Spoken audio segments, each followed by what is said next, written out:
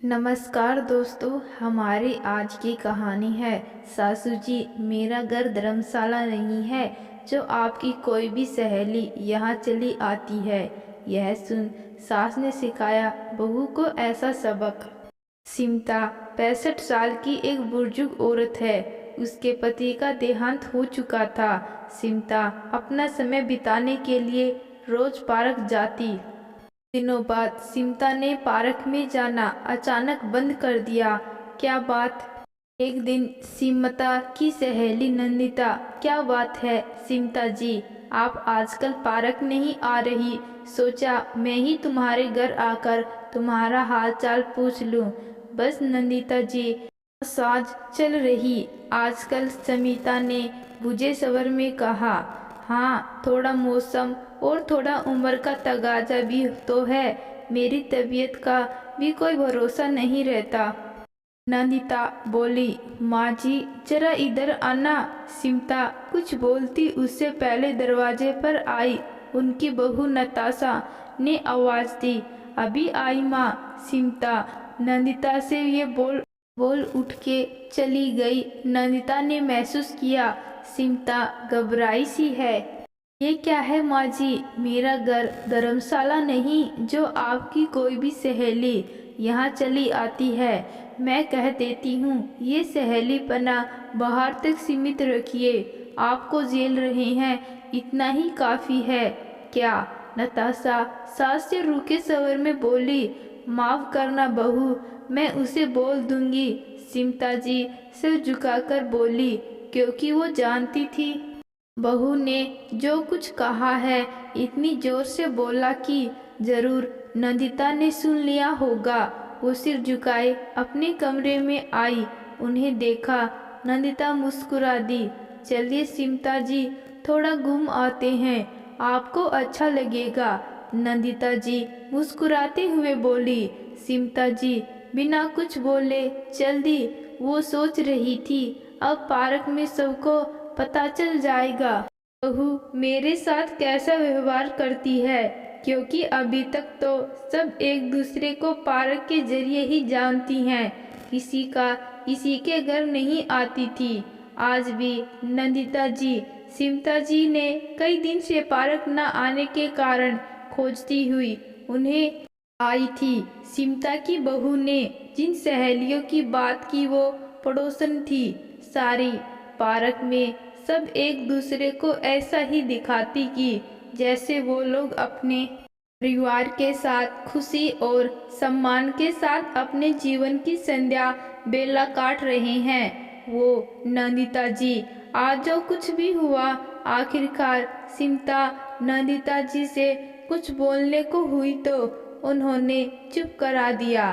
बेफिक्र रहिए सिमता जी, मैं पार्क में किसी से कुछ नहीं कहूँगी, पर आप बताइए आप ये सब कब तक सहेंगी? क्या आपकी अपनी इज्जत नहीं है?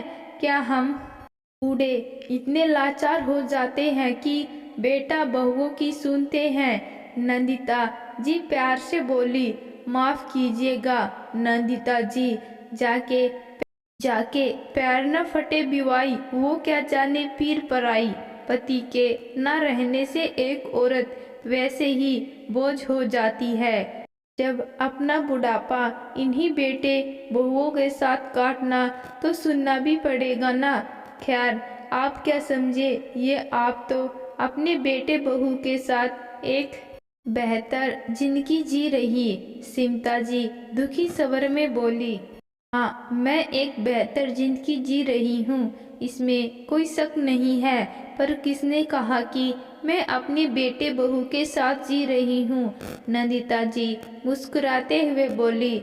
मतलब जब आपके पति नहीं हैं तो आप बुढ़ापा बेटे बहू के सारे ही तो काटेंगी ना।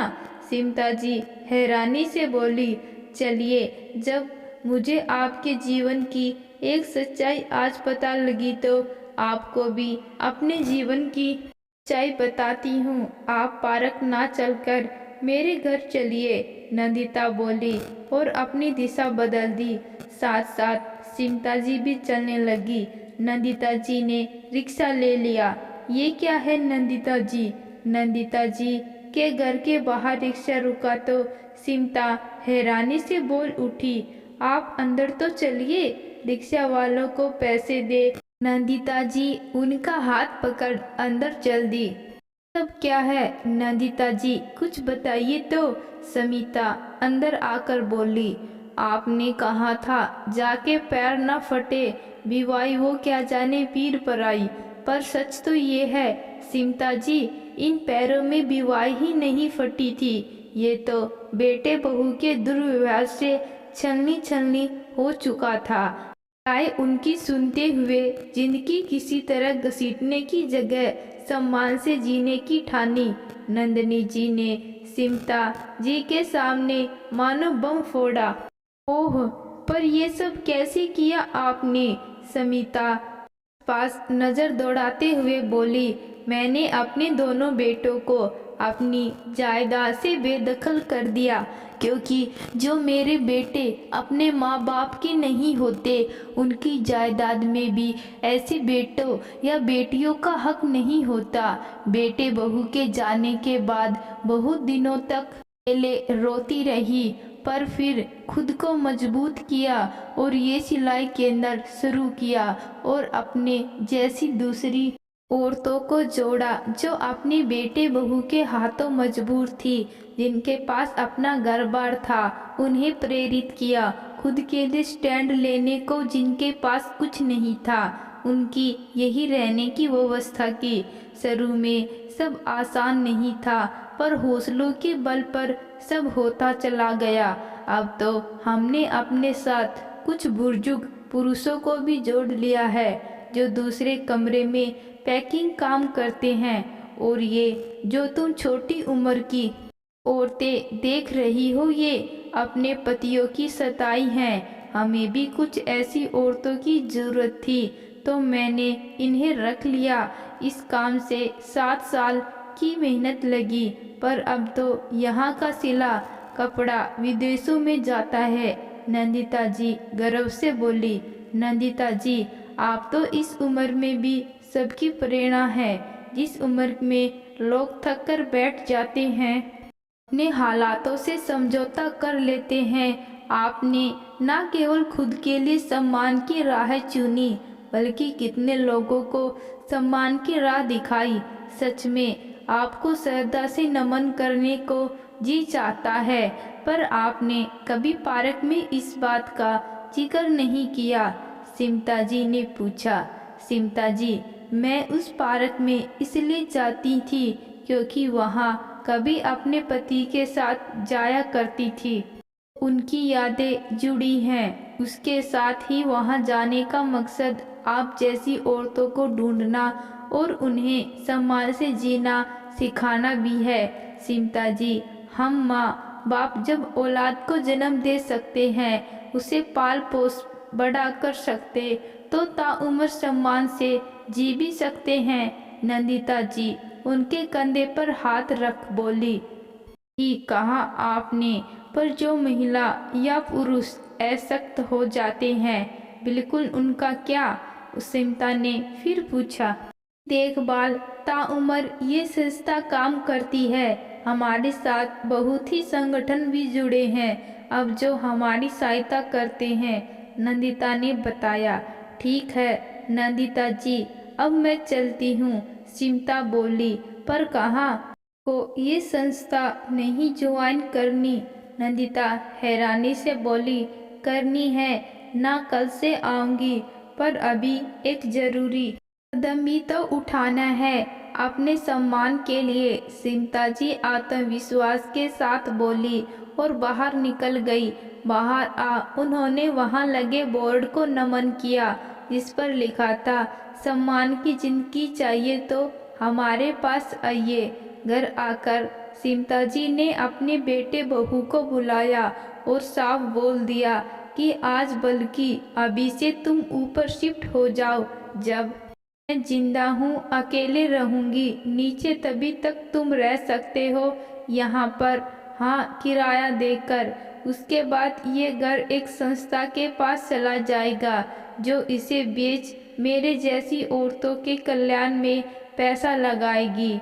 सिमता जी के बेटे बहू अवाक रह गए और कई तरह से सिमता जी को समझाने का प्रयास किया, रिश्तों की दुहाई दी, पोते पोती का वास्ता दिया और आखिर में धमकाया भी, पर सिमता जी टस से मच ना हुई। उन्होंने पुलिस की सहायता लेने की बात कर दी, क्योंकि आज उन्होंने सम्मान से जीने का पाठ जो पढ़ लिया था, आखिरकार मन महसूस कर उनके बेटा बहू ऊपर की मंजिल पर चले गए, वरना बात पुलिस तक जाती तो इससे भी हाथ धोना पड़ता। साथ ही ये उम्मीद थी कि शायद थोड़े समय बाद माँ का मन बदल जाए और सिमता जी गुनगुनाती हुई अपने लिए चाय बनाने चल दी। आज बहुत दिनों बाद अपनी पसंद की चाय सम्मान से पिएगी वो। दोस्तों, ऐसा बहुत से परिवारों में होता है कि अपने बड़े बूढ़ों को वांछित सा समझ लिया जाता है। ऐसे बच्चे भूल जाते हैं कि उन्हें काबिल इन्हीं माँ ने बनाया है। साथ ही माँ बाप को अपने जीते जी अपनी संपत्ति कभी भी अपने बच्चों को नहीं देनी चाहिए, क्योंकि वो संपत्ति ही आपको सम्मान से जीना सिखा सकती है। अगर संपत्ति नहीं भी है तो भी खुद की ताकत पहचानिए। खुद का कोई हुनर हो या कुछ भी हो, उसको विकसित कीजिए। मन की संध्या बेला में कुछ भी कीजिए, पर अपनी औलादों के हाथों अपना अपमान मत करवाइए। तो दोस्तों, आज की कहानी आपको कैसी लगी कमेंट बॉक्स में ज़रूर बताना। धन्यवाद।